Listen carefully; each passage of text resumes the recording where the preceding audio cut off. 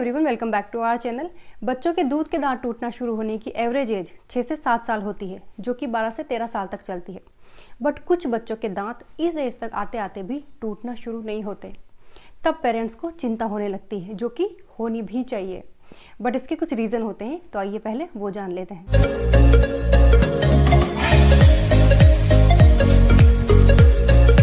जिन बच्चों के milk teeth late आते हैं, उनके परमानेंट टीथ भी लेट आना शुरू होते हैं, क्योंकि मिल्क टीथ टूटते ही तब हैं जब उनके अंडरलाइन परमानेंट टीथ आना शुरू होते हैं।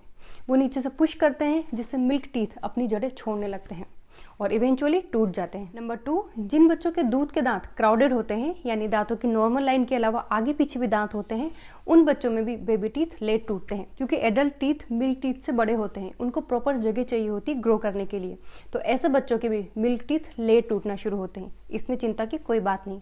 कभी कभी क्या होता है, बच्चे का दूध का दांत टूटता नहीं है, लेकिन एडल्ट टूथ आना शुरू हो जाता है। इसमें मैक्सिमम बच्चों के दूध के दांत बिना डेंटिस्ट को दिखाए ही टूट जाते हैं। थोड़ा टाइम लेते हैं, लेकिन टूट जाते हैं। परमानेंट दांत पहले आता है, दूध का दांत बाद में गिरता है। और ध्यान रखिए, कुछ हफ्तों में अगर दूध का दांत ना निकले तो ये अलार्मिंग साइन है, फिर हमें डेंटिस्ट के पास जाना ही चाहिए, वरना उस बच्चे के परमानेंट टीथ टेढ़े मेढ़े हो सकते हैं। मेरे बेटे के साथ यही हुआ था। उसका एक परमानेंट दांत क्लियरली दिख रहा था, लेकिन दूध का दांत टूट ही नहीं रहा था। तो डेंटिस्ट ने उसको ऐसे ही प्लग करके निकाल लिया था, उससे ज़्यादा दर्द भी नहीं हुआ था।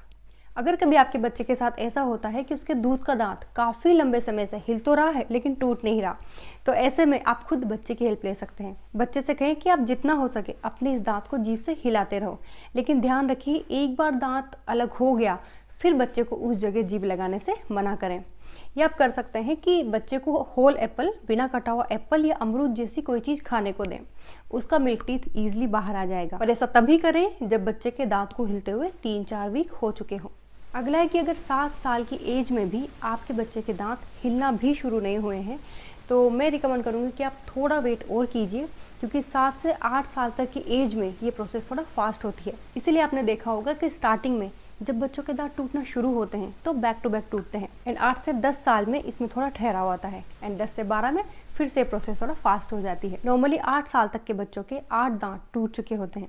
तो आप 8 साढ़े 8 साल तक वेट कीजिए, लेकिन अगर तब भी बच्चे के दांत हिलना भी शुरू नहीं हुए हैं, तो फिर आपको डेंटिस्ट के पास जाना है, वेट नहीं करना है। डॉक्टर्स इसके लिए डिजिटल एक्सरे करते हैं, जिसमें वो रीज़न जानते हैं और उसी हिसाब से ट्रीटमेंट देते हैं। यहाँ एक टिप मैं अपनी तरफ से देना चाहूँगी कि जब भी बच्चों के दूध के दांत टूटे, तो दांत टूटते ही तुरंत उसे कोई ठंडी चीज़ खाने को दें।